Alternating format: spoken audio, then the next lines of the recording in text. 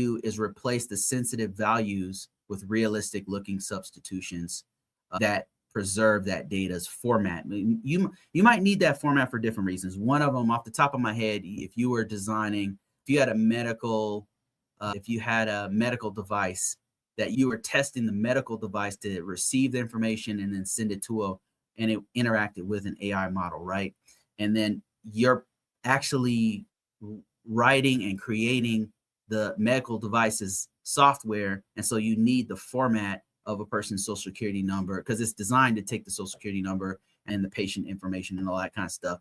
But maybe when you, as a IT company, ship out this software, you don't want that same training data to have people's real information that you trained on with. So you might mask that information. So that's just one crude example of why you might have data masking. But the difference between data masking and